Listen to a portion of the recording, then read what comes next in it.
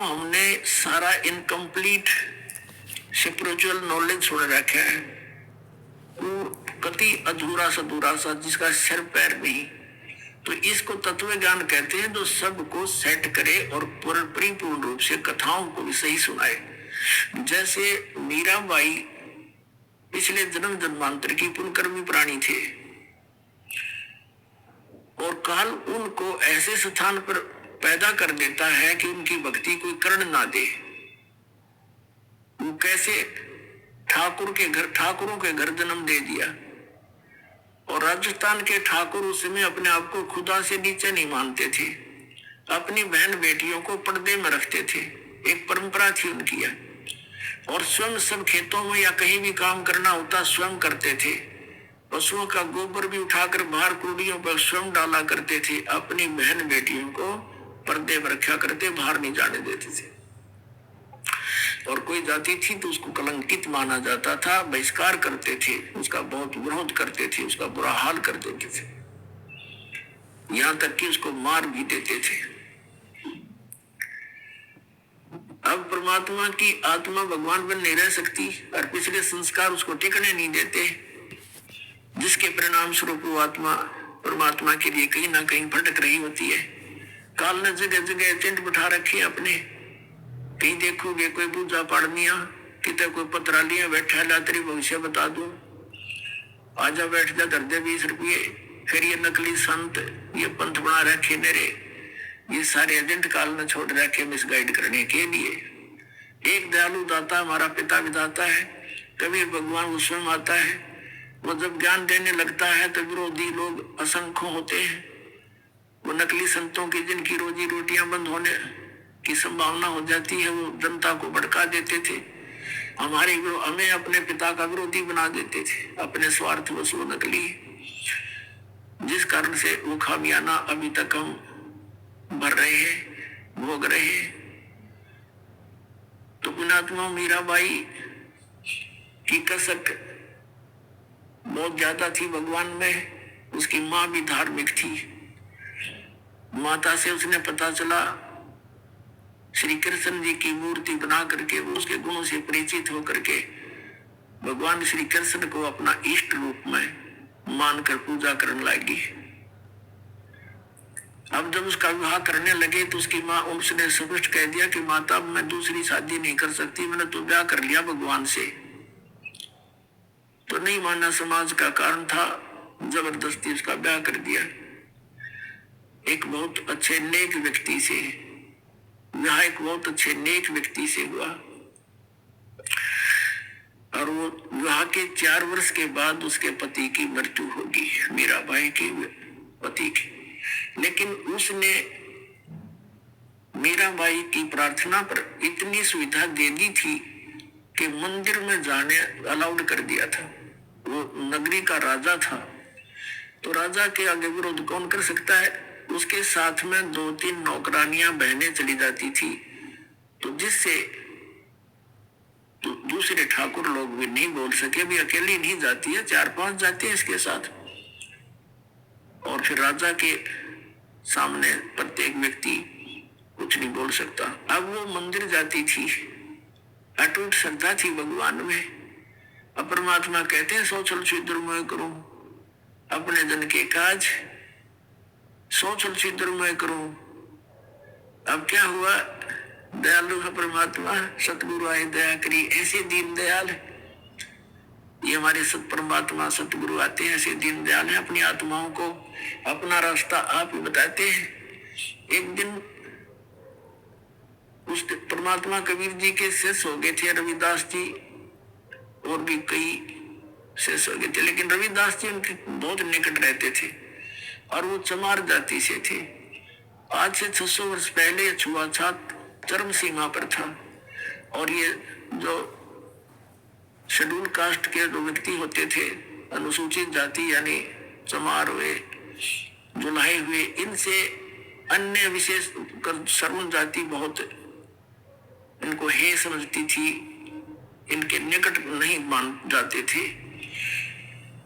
तो मीराबाई जिस रास्ते से मीराबाई जाती थी मंदिर में, उसी रास्ते में बीच में एक गरीब की झोपड़ी थी, आगे उसके साथ ही एक लंबा वैसे वन था, वृक्ष थे, खुला मैदान था। वहां परमात्मा कबीर जी और रविदास जी दोनों संत रूप में वहां सत्संग करने लगे।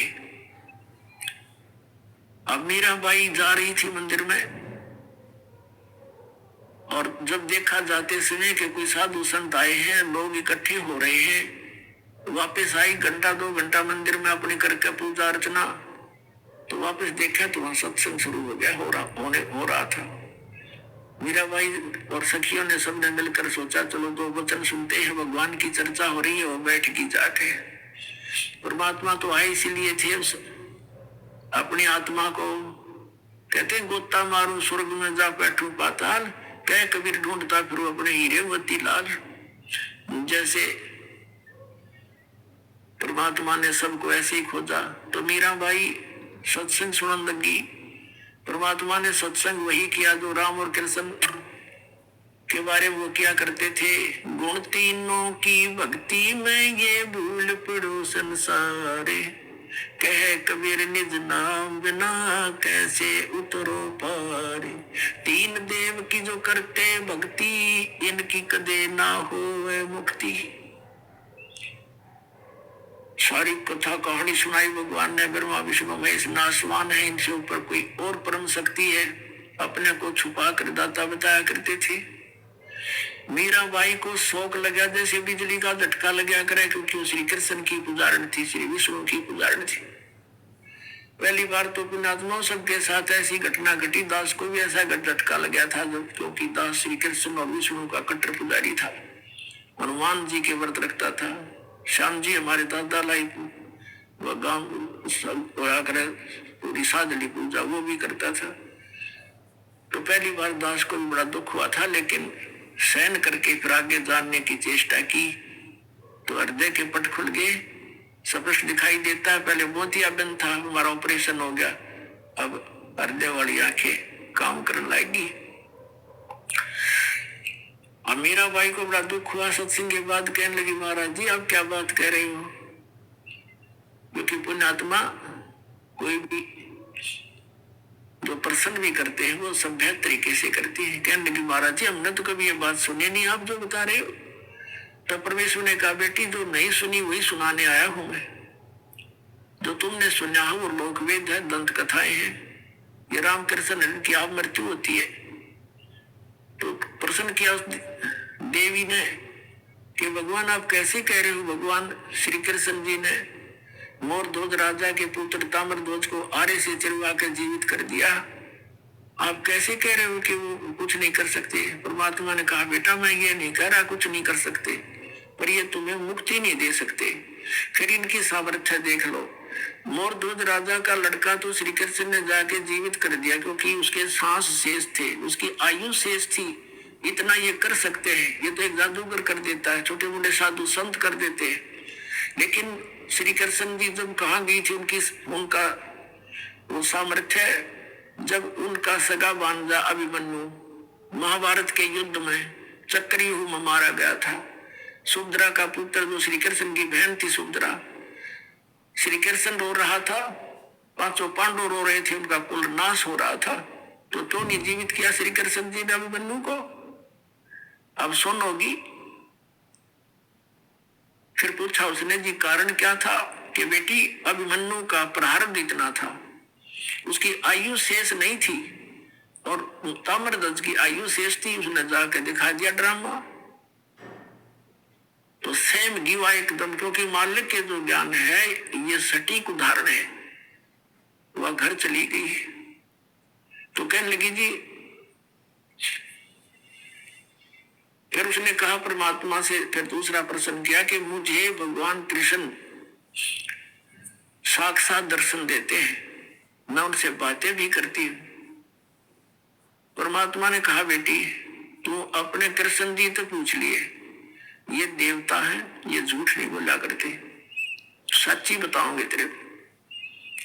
अब उसने तो रात में नींद आई नहीं, बहुत कसक होगी, तो उनको जैसा भी वो समय कभी प्रकट हुए श्री कृष्ण जी से पूछा भगवान आप तो सतोगुण भगवान है, आप तो झूठ बोला ही नहीं करते।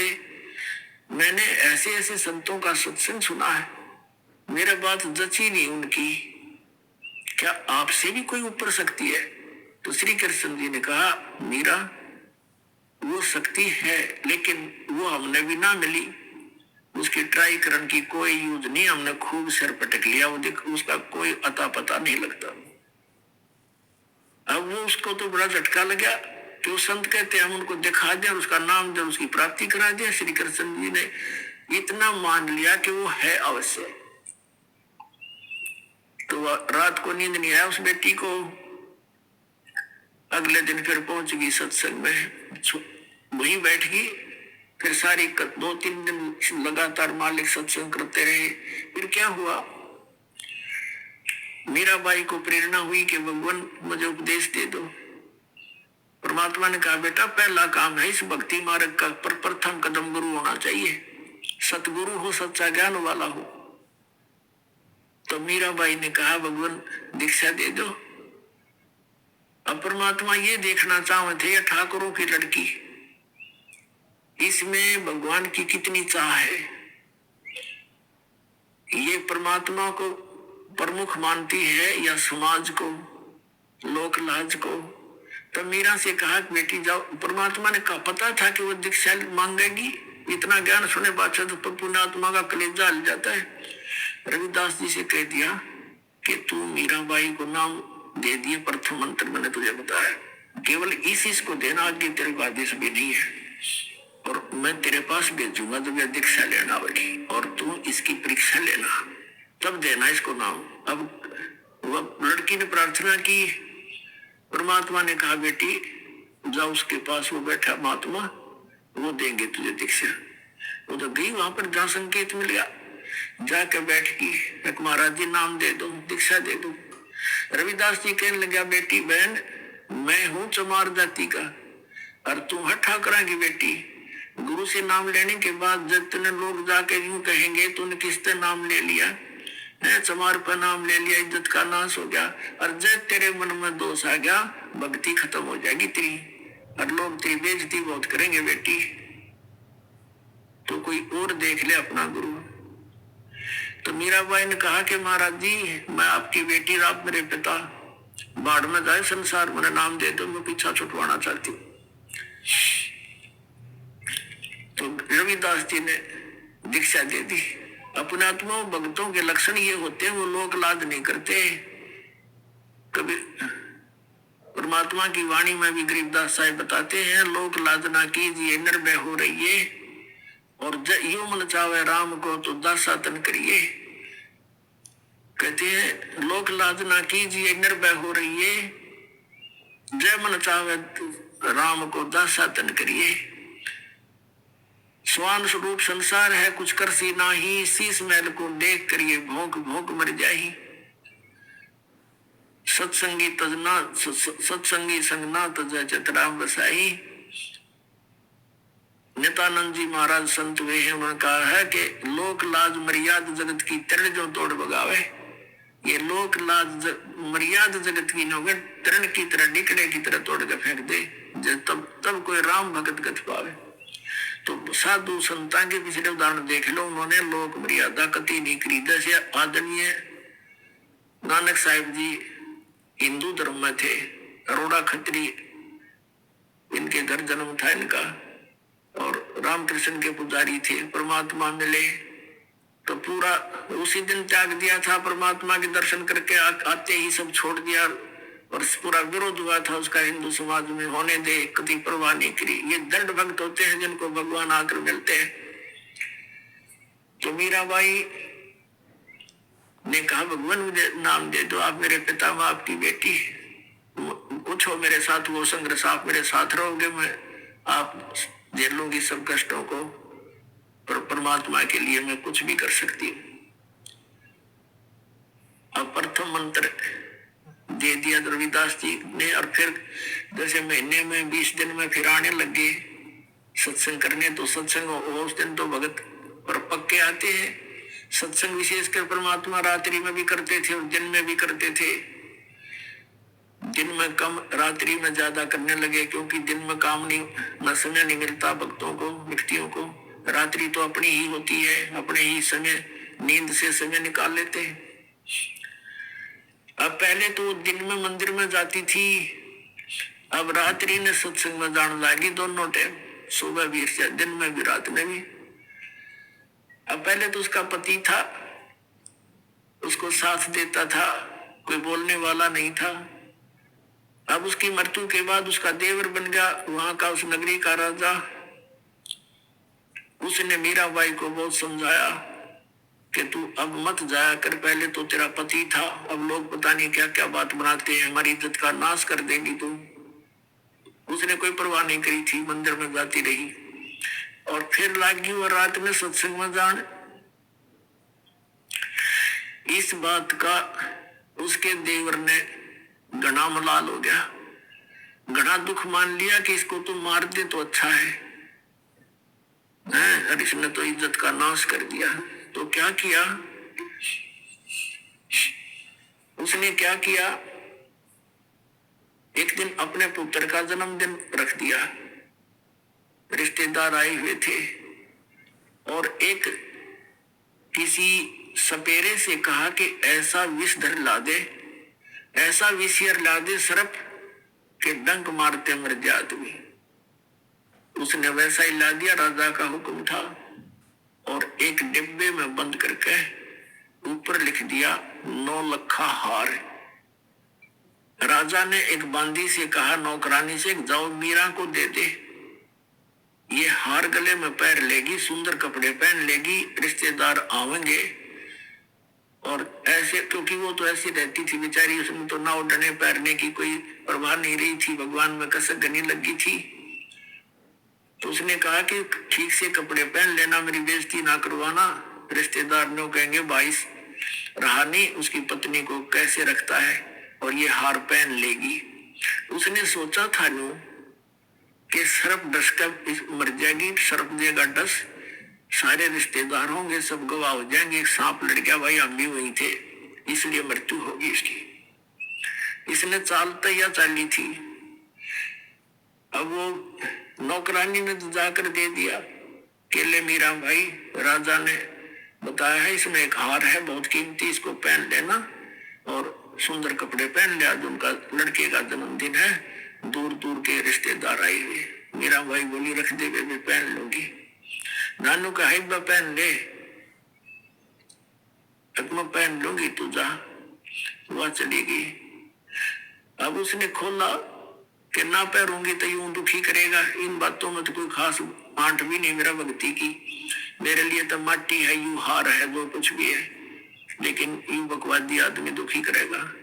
तो उसने अपना धोए धाए कपड़े पहन के वो हार गले में पहन के बैठ गई कि जब वहां जाएंगे इकट्ठे में चली जाऊंगी, जहाँ इकट्ठा होना है पार्टी में।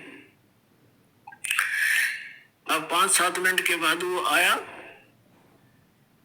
वो तो वो तो ये देखने आया था कि मर्गी होगी, वाई वाह के कहे धुआं, सांप लड़ गया, सांप लड़ गया, ये रहा, भागियो भागियो।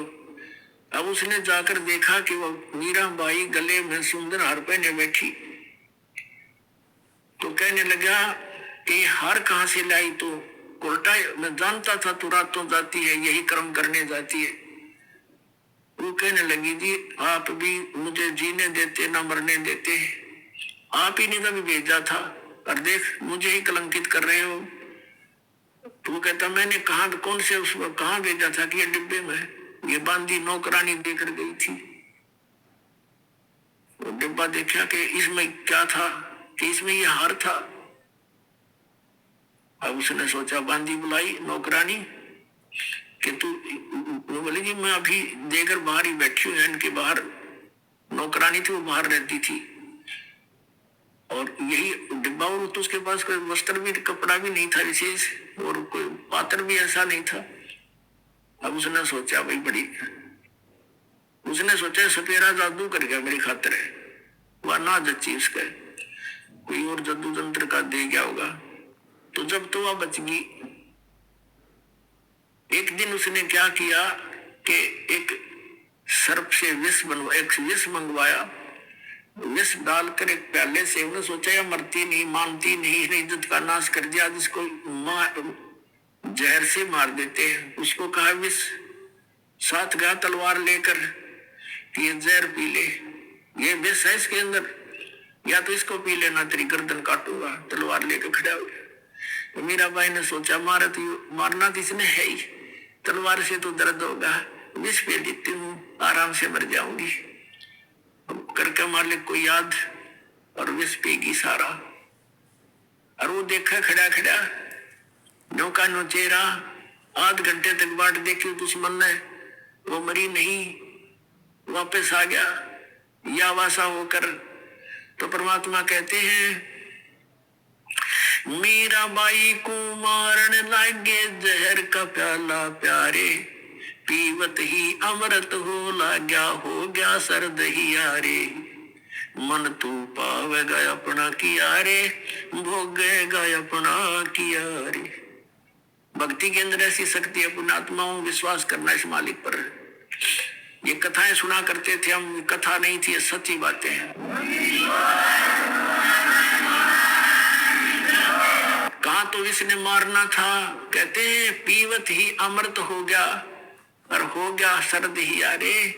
कहा तो विष ने बेचैनी पैदा करनी थी और कहते हैं ठंडक सी होगी उस व्यक्ति की अंतःकरण में।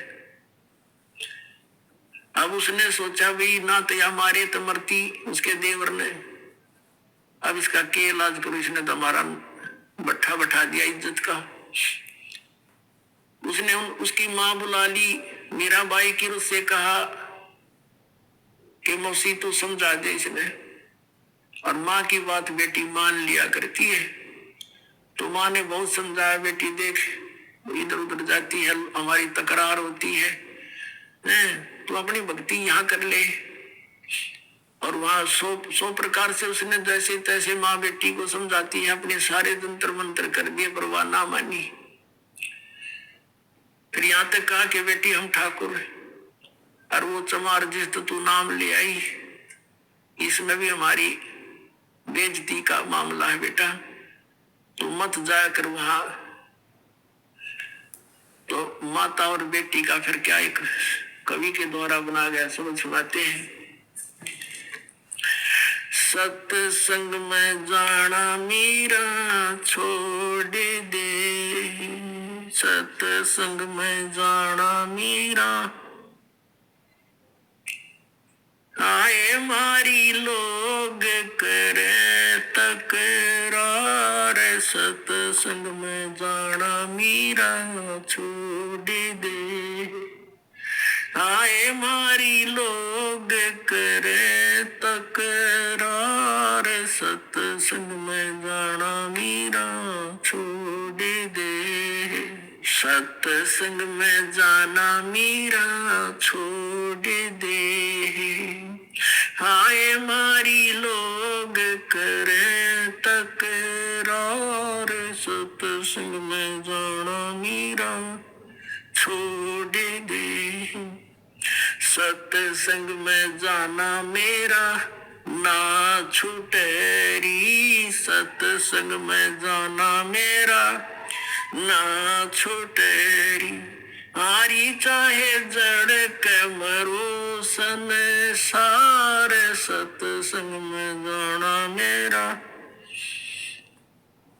हारी चाहे जल के मरो संसार। सत्संग में जाना मेरा, थारे सत्संग के राय में है, थारे सत्संग के राय में आए वहाँ पर रहते हैं काले नाग। कोई कोई नाग तन डस लेवे, आए वहाँ पर रहते हैं काले नाग। कोई कोई नाग तन डस लेवे, जब गुरु जी की मेरे फेरी, जब गुरुओं की मेरे फेरी, आरी व तो सर पे गंडे वे बड़े जाव। सत्संग सत्संग में जाना मेरा ना छुटेरी। हारी व तो सरप गंडे वे बड़े जावे सत्संग में जाना मेरा। सत्संग में जाना मीरा छोड़ दे, सत्संग में जाना मीरा छोड़ दे। आए मारी लोग करे तकरार, सत्संग में जाना मीरा छोड़ दे। सत्संग के बीच में है थारे, सत्संग के बीच में आए वहाँ पर रहते हैं साधु संत, कोई कोई संत तन ले रमे। आए वहाँ पर रहते हैं साधु संत, कोई कोई संत तन ले रमे।